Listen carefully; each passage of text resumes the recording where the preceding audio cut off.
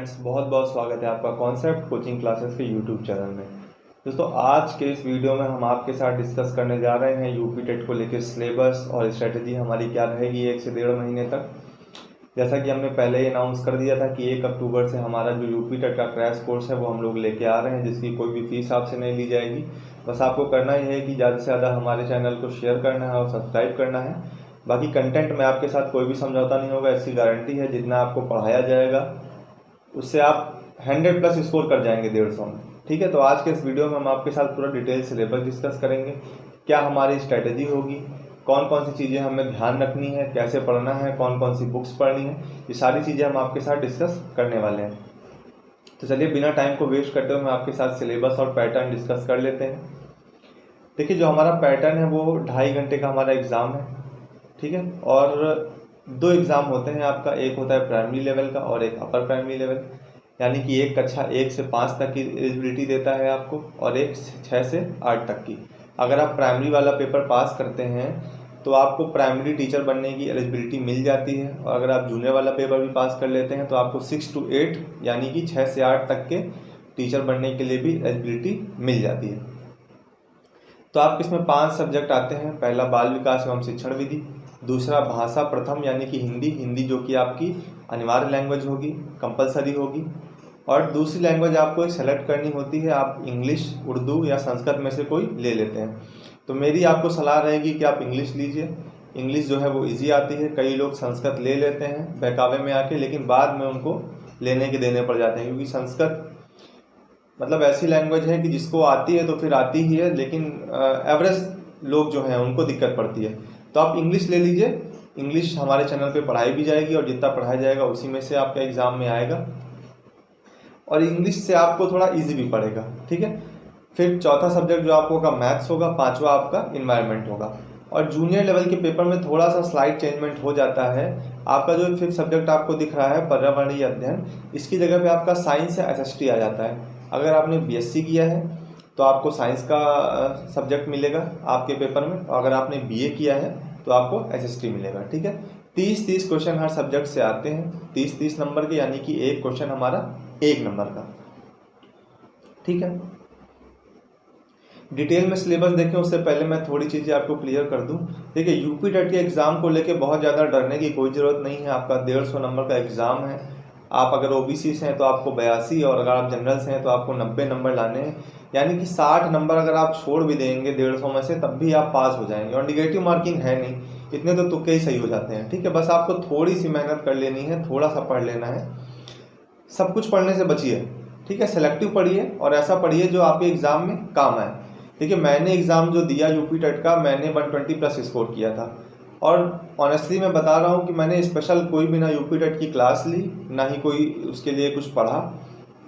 तो आप सबके दिमाग में आ रहा होगा कि जब कुछ पढ़ा नहीं तो 120+ कैसे स्कोर हो गया।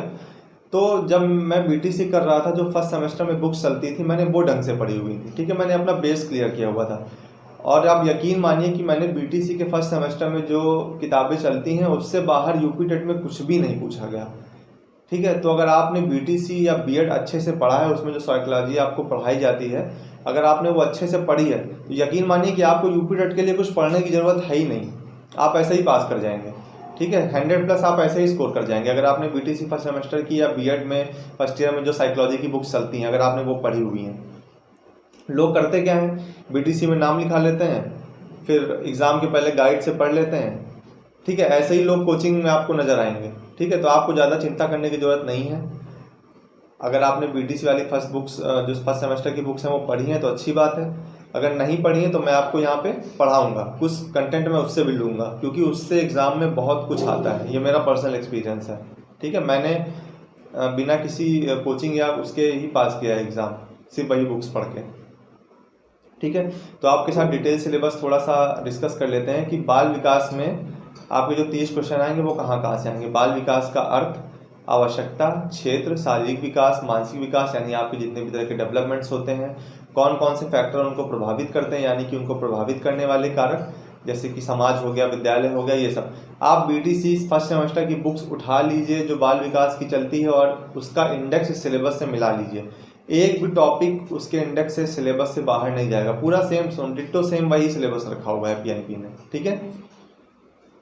फिर सीखने का अर्थ तथा सिद्धांत, इसमें इस पोर्शन में हमें पढ़ना होगा कि कैसे बच्चे सीखते हैं, क्या क्या उनकी दिक्कतें आती हैं, और कुछ फिलोसफर्स जैसे कि आपके जीन पियाजे हो गए, स्किनर हो गए, थॉर्नडाइक हो गए, इन्होंने कुछ फिलॉसफीज दी हैं, वो हमें पढ़नी होंगी, वहाँ से क्वेश्चन आते हैं। फिर शिक्षण एवं शिक्षण विधियाँ कि कौन कौन सी विधियाँ आप इस्तेमाल कर सकते हैं, जैसे माइक्रो टीचिंग हो गई, आपका रेमेडियल टीचिंग हो गई, ठीक है, औपचारिक शिक्षा जिसको बोलते हैं, ठीक है, उपचारात्मक शिक्षा, ये सारी चीज़ें आपको पढ़नी है, ठीक है। समावेशन का सिद्धांत आपको पढ़ना है, ठीक है। कुछ संस्थाओं के बारे में भी आपको पढ़ना है, उनसे भी क्वेश्चन पूछ देते हैं कभी कभी। मुख्यालय पे ज़्यादातर क्वेश्चन पूछते हैं संस्थाओं के कि कौन किस संस्था का मुख्यालय कहाँ पे है, कब स्थापित की गई। फिर बाल विकास में जो आपका दूसरा टॉपिक है वो अधिगम और अध्यापन का है। ये आपके लिए एक टॉपिक है कि आप कैसे पढ़ाएंगे, कैसे बच्चों को सीखने में हेल्प करेंगे, ठीक है। तो बालक किस प्रकार सोचते हैं और सीखते हैं, विद्यालय प्रदर्शन में सफलता प्राप्त करें और कैसे क्यों असफल होते हैं, ये सारी चीज़ें आपको पढ़नी है। फिर प्रेरणा अधिगम यानी कि मोटिवेशन, बोध और संवेदनाएं, त्रुटियां, बच्चे कौन कौन सी गलतियां करते हैं, आप उनको कैसे सुधारेंगे, आप कैसा पर्यावरण डेवलप करेंगे एनवायरनमेंट क्लास का कि बच्चों को सीखने में ज़्यादा से ज़्यादा हेल्प हो। तो ये सारी चीज़ें आपको सीडीपी में पढ़नी है, यानी कि बाल विकास में। फिर आपकी हिंदी की बात कर लें तो हिंदी देखिए, हिंदी में हम आपको ज़्यादा नहीं पढ़ाएंगे क्योंकि हिंदी जो है बहुत ईजी आती है। पहला तो एक अपठित अनुच्छेद आता है, उससे 10 क्वेश्चन आते हैं, 10 नंबर के आप ऐसे ही पक्के हो गए आपके, आप पढ़ के आंसर दे सकते हैं पैराग्राफ का, ठीक है। और हिंदी में क्या क्या आता है, आपका वर्णमाला हो गया, ध्वनियाँ हो गई, संयुक्त अक्षर हो गए, मात्राएं हो गई, संज्ञा सर्वनाम, वचन, लिंग, काल, ठीक है। मतलब जो सब आप बीटीसी वगैरह में पढ़ के आए हैं या नॉर्मली आप पढ़ते हैं कक्षा 6, 7, 8 तक की हिंदी वही आती है, ज़्यादा कुछ टफ नहीं आती हिंदी। तो हिंदी तो बहुत इजी हो जाएगी, आप बहुत आसानी से कर लेंगे जितना हम लोग आपको पढ़ा देंगे जो इम्पोर्टेंट होगा। फिर हाँ, और एक चीज़, हर सब्जेक्ट में थोड़ी सी पेडागॉगी आती है। पेडागॉगी का मतलब शिक्षा शास्त्र, कि आप कोई सब्जेक्ट पढ़ाने जा रहे हैं तो आपको उस सब्जेक्ट की समझ कितनी है, कि आप कैसे वो सब्जेक्ट बच्चों को समझाएंगे, क्या पढ़ाएंगे। तो पेडागॉगी से भी आपसे क्वेश्चन पूछे जाते हैं। तो हिंदी में आपका 15 नंबर की पेडागॉगी हो गई और 15 नंबर की हिंदी हो गई। ये पेडागॉगी वाला पोर्शन हम आपको पूरा कराएंगे, ठीक है, कि हर सब्जेक्ट की पेडागॉगी चाहे मैथ्स की हो, चाहे हिंदी की हो, चाहे इंग्लिश की हो, चाहे एनवायरनमेंट की हो, पेडागॉगीज हम आपको सारी कराएंगे। उसके बाद अगर हम चले इंग्लिश पे तो देखिए इंग्लिश का सिलेबस भी बहुत सरल है। आपका अनसीन पैसेज एक आएगा, उससे आपको कुछ क्वेश्चन छांट के लिखने होंगे। फिर sentence, subject, predicate, kind of sentence, ठीक है। फिर kind of speech, parts of speech जो हैं आपके, जैसे कि आपका नाउन हो गया, प्रोनाउन हो गया, ये सारे आपके आएंगे, ठीक है। तो ये सब आप बचपन से पढ़ते आते हैं, बचपन में भी पढ़ते हैं, कक्षा 8, 10 तक की इंग्लिश है, कोई बहुत टफ नहीं है। टेंस हो गया आपका, आर्टिकल हो गया, पंक्चुएशन हो गया, वर्ड फॉर्मेशन हो गया, ये सब आएगा, ठीक। एक्टिव पैसिव आएगा, सिंगुलर प्लूरल जेंडर। तो इंग्लिश की क्लासें हम आपको सारी प्रोवाइड करा देंगे, जितना भी सिलेबस है वो पूरा इंग्लिश का हम लोग आपको कवर करा देंगे। उसके एक्स्ट्रा आपको कुछ भी पढ़ने की ज़रूरत नहीं पड़ेगी। उसी में आप 30 क्वेश्चन में कम से कम 26-27 क्वेश्चन आप सही बना ले जाएंगे। फिर ये उर्दू का सिलेबस दिया हुआ है, जो लोग उर्दू दूसरी लैंग्वेज सेलेक्ट करेंगे। ये संस्कृत का सिलेबस है, जो लोग संस्कृत को दूसरी लैंग्वेज अपनी बनाएंगे, ठीक है। तो संस्कृत और उर्दू से आपका कोई मतलब नहीं है, इंग्लिश आप लीजिए और इंग्लिश में आप अच्छा स्कोर करेंगे, यकीन मानिए। फिर मैथ्स की बात कर लेते हैं थोड़ी सी। मैथ्स में क्या आपका संख्याएं यानी कि नंबर सिस्टम, आपका एलसीएम एचसीएफ, भिन्नों का जोड़, दशमलव जोड़, एक नियम, प्रतिशत, लाभ हानि, साधारण ब्याज, कैलेंडर हो गया, आपका मापन हो गया, ज्यामिति हो गई, ये सब आपका आएगा, ठीक है। तो ये सारी चीज़ें भी आप नॉर्मल कंपटीशन की तैयारी करते हैं, हर जगह यही आती हैं। वही आपका यूपी टेट में भी, और लेवल बहुत ज़्यादा नहीं रहता है, इजी लेवल रहता है, मीडियम आप कह सकते हैं। मीडियम लेवल रहता है कि अगर आप थोड़ा भी पढ़ लेंगे तो आप 30 में कम से कम 20-22 क्वेश्चन स्कोर कर ले जाएंगे। 30 में कम से कम 10 क्वेश्चन तो ऐसे ही होते हैं नॉर्मल कैलकुलेशन वाले, दशमलव के जोड़ हो गए, भिन्नों के जोड़ हो गए, ठीक है। कोई बाजार गया, उसने कुछ सामान खरीदा, उसका बिल बनाना हो गया, जोड़ना कितना बिल, कितना दुकानदार उसको पैसे वापस करेगा, ठीक है। तो बहुत ज़्यादा आपको सर पटकने की ज़रूरत नहीं है, जितना हम लोग आपको पढ़ाएंगे आपको बस उतना पढ़ लेना है। अगर आप दूसरे एग्जाम्स की तैयारी कर रहे हैं तो मैथ्स पढ़ने की जरूरत आपको है ही नहीं, क्योंकि आप अगर एसएससी या बैंक वगैरह की तैयारी कर रहे हैं तो मैथ तो आप आँख बंद करके सॉल्व कर देंगे यूपी टेट की, ठीक है। फिर इसमें भी पेडागॉगी है आपकी मैथ्स में, कि आपको मैथ्स के शिक्षा शास्त्र का ज्ञान कितना है, कि आप बच्चों को पढ़ाने जा रहे हैं तो आपको उस नॉलेज कितना है, आपको कितनी समझ है सब्जेक्ट की, आप कैसे उसको समझाएंगे बच्चों को। ठीक है, तो ये पेडागॉजी तो हम आप लोग को पूरी पढ़ाएंगे। फिर उसके बाद इन्वायरमेंट की बात कर लेते हैं। इन्वायरमेंट में आपको परिवार, भोजन, आवास, पेड़ पौधे, हमारा परिवेश, ये सारे जो चीज़ें हैं इन्वायरमेंट का बेसिक फैक्टर्स हैं ये सब। ठीक है, ये तो पढ़ना ही पढ़ने हैं। फिर खेल और खेल भावना, नदियाँ, पर्वत, पठार आपके हो गए, संविधान थोड़ा सा है, तो इन्वायरमेंट का पोर्शन भी हम आप लोग को पूरा कवर करा देंगे। फिर इन्वायरमेंट की पेडागॉजी आपकी हो गई कि आप इन्वायरमेंट की शिक्षा शास्त्र का आपको समझ कितनी है। तो ये पांचों सब्जेक्ट का आपका सिलेबस हो गया। ठीक है, अब बात कर लेते हैं यूपी टेट और सीटेट में फ़र्क क्या है। तो फ़र्क ये है, अप्रोच में भी फ़र्क है और कुछ एलिजिबिलिटी में भी फ़र्क है। अगर आप सीटेट का पेपर पास कर लेते हैं तो आपको यूपी टेट पास करने की कोई ज़रूरत नहीं है। सीटेट आपका ऑल इंडिया अप्लाई हो जाता है हर स्टेट में, और यूपी टेट अगर आप पास करेंगे तो वो सिर्फ यूपी में अप्लाई होगा। ठीक है, एक तो ये चीज़ हो गई क्लियर।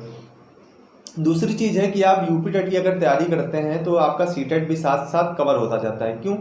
बस थोड़ा सा अप्रोच में अंतर आता है। सीटेट का एग्ज़ाम जो होता है वो थोड़ा सा कॉन्सेप्चुअल बेस होता है, और यूपी टेट में आपके फैक्ट्स ज़्यादा पूछ देता है। ठीक है, फैक्ट पे ज़्यादा फोकस करता है यूपी टेट, और सीटेट में आपका कॉन्सेप्ट्स पे ज़्यादा फोकस करता है। तो हम आपको जो पढ़ाएंगे वो कॉमन पढ़ाएंगे। ठीक है, यानी कि आपके कॉन्सेप्ट भी क्लियर होते जाएंगे और साथ में आपको फैक्ट भी हम लोग ऐड कराते जाएंगे, जिससे यूपी टेट में आपको हेल्प हो जाए। ठीक है, बाकी सीटेट तो निकल ही जाएगा। और सीटेट के लिए, सीटेट में आप एनसीईआरटीज़ पढ़ लीजिए, एनसीईआरटीज़ के बाहर एक भी क्वेश्चन नहीं जाता है। मैंने सीटेट भी क्रैक किया हुआ है, और सीटेट में मैंने सिर्फ एनसीईआरटीज़ पढ़ी थी।